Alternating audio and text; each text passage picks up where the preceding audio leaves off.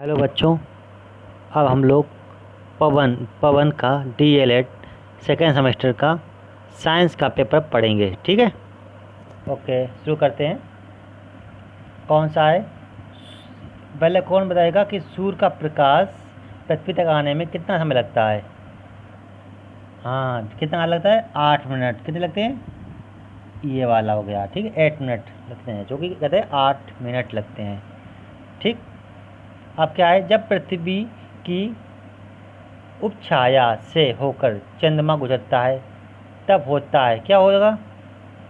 खंड चंद्र ग्रहण। क्या होगा? खंड चंद्र ग्रहण। क्या होगा? ठीक है। अब क्या करेंगे हम लोग? भारत के पहले अंतरिक्ष यात्री, ये तो सभी को पता था, कौन थे? राकेश शर्मा थे। कौन थे?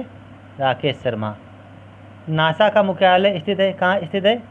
ये बताया वाशिंगटन में, इसे जो कि अमेरिका में है। ठीक है, ओके। अगला करते हैं। सूर्य का सबसे निकटतम ग्रह।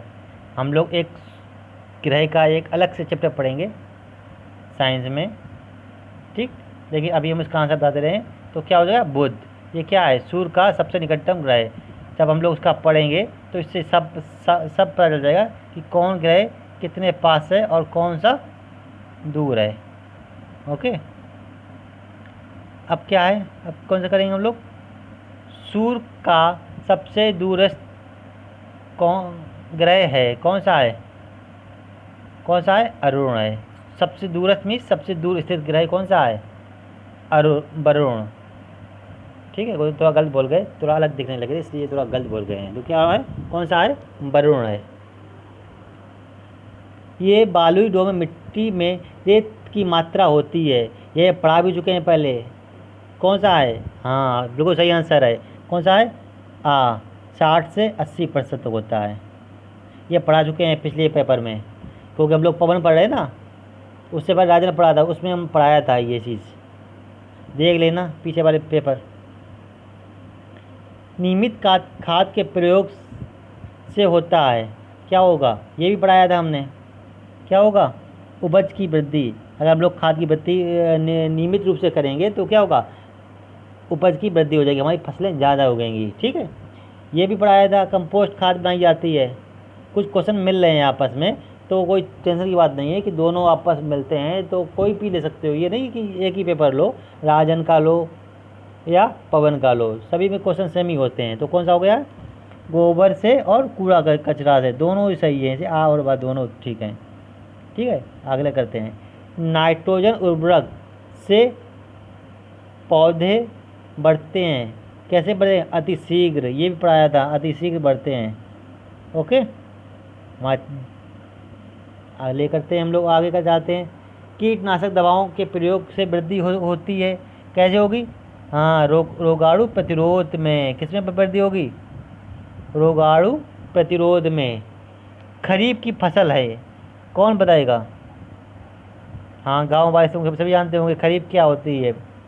धान की। ठीक। हैरो खेत से क्या निकालने के काम आता है? ये होता है खरपतवार। कौन सा होता है? खरपतवार निकालने का काम आता है।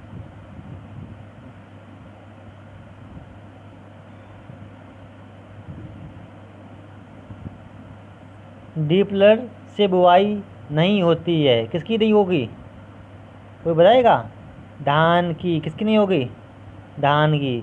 सिंचाई की कटाऊ पानी विधि है, कौन सी होती है? ये क्या हुआ? प्लावन या प्रवाह विधि। कौन सी होगी? प्लावन या प्रवाह विधि। बल का एसआई मात्रक है, कौन सा होगा? सभी जानते होंगे, हर एक बच्चा ही जानता होगा, न्यूटन है, क्योंकि इन्होंने 10th में पढ़ा था, उससे पहले पढ़ा होगा, पढ़ते आ रहे हैं हम लोग। ठीक। अगला, यम के यस पद्धति में कार का मात्रक क्या क्या होता है? जूल होता है। कौन सा होता है? जूल होता है। हाँ। किस वस्तु में गति के कारण कार्य करने की क्षमता को कहते हैं? किसी वस्तु में गति के कार्य करने की क्षमता को क्या कहते हैं? गतिज ऊर्जा। क्या बोलते हैं? गतिज ऊर्जा। क्या बोलेंगे? गतिज ऊर्जा। ठीक है। क्या होता है? गतिज ऊर्जा होती है उसकी कार्य करने की क्षमता को बोलते हैं। उसकी जो कार्य करने की क्षमता होगी वो क्या होगी, गतिज ऊर्जा होगी। और ये तो पता ही होगा 19 क्वेश्चन।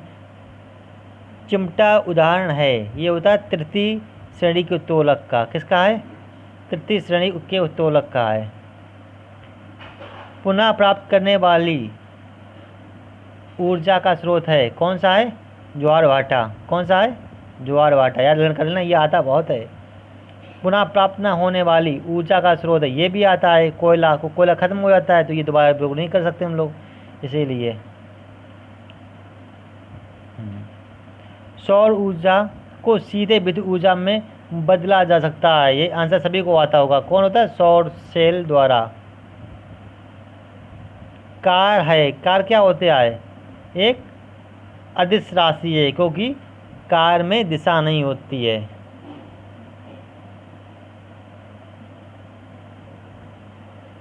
ये जानते हो सदिश अदिश क्या होते हैं, इसमें परिणाम और दिशा दोनों होती है, सदिश कहलाते हैं। और जिसमें दिशा हो या परिणाम हो तो उसमें क्या होता है, वो अदिश कहलाते हैं। ऊर्जा का मानक MKS पद्धति में क्या है, क्या है, जूल। क्या है, जूल, लर्न कर लो क्या होगा, जूल हो गया आंसर। यांत्रिक ऊर्जा कितने प्रकार की होती है, कितने प्रकार की होती है, 2 प्रकार की होती है। ऊर्जा का प्रमुख स्रोत है, कौन सा होता है, सूर्य। 1 जूल होता है, ये पढ़ाया था हमने पहले, न्यूटन गुणे मीटर। क्या होता है, न्यूटन गुणे मीटर। निम्न में से सरल मशीन है, कौन सी सरल मशीन है, एकदम सही आंसर आ रहा है। ये सभी जो दिखाई दे रही है, पहिया है, घिरनी है, पेंच है, ये सब क्या है, सरल मशीन है। क्योंकि इनको बनाने में कोई स्पेशल चीज़ नहीं होती है, सब बना सकते हैं, आराम बन जाती हैं। क्योंकि घिरनी वो गोल होती है, और जो पेंच होता है वो भी गोल होता है, और पहिया होता है ये भी गोल ही होता है। तो ये कैसा काम करेंगी ये, कि यह सभी हो गए। सीढ़ी किस प्रकार का उत्तोलक है, किस प्रकार का उत्तोलक सीढ़ी, तृतीय। कैसा है, तृतीय। सरल मशीन है, कौन सी सरल मशीन, कोई बोलेगा, हाँ एकदम सही यार। घिरनी क्या है, प्राय था ऊपर, घिरनी क्या है, सरल मशीन है। कोशिका का भाग है, कौन सा होगा, कोशिका का भाग, केंद्रक। कौन सा है, केंद्रक है कोशिका का भाग।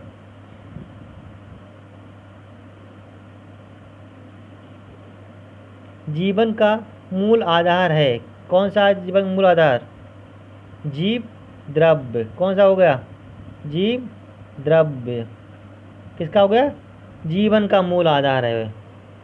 प्रकाश संश्लेषण की क्रिया के आवश्यक तत्व हैं, कौन से होते हैं, सभी हो जाते हैं। कार्बन डाइऑक्साइड भी चाहिए होता है, जल भी चाहिए, प्रकाश भी चाहिए। तो क्या हो गया, ये सभी हो गया, ये वाला आंसर। प्रकाश संश्लेषण की क्रिया के आवश्यक तत्व हैं, कौन से हैं आवश्यक तत्व, प्रकाश संश्लेषण कार्बन डाइऑक्साइड चाहिए होती, जल और प्रकाश, ये करवा ही चुके हैं। तो क्या ये उपयुक्त सभी, ओके। क्या करना है, 34। मानव के शरीर में कितनी अस्थियां होती हैं, सभी को पता होगा ये, कितनी होती हैं, 206।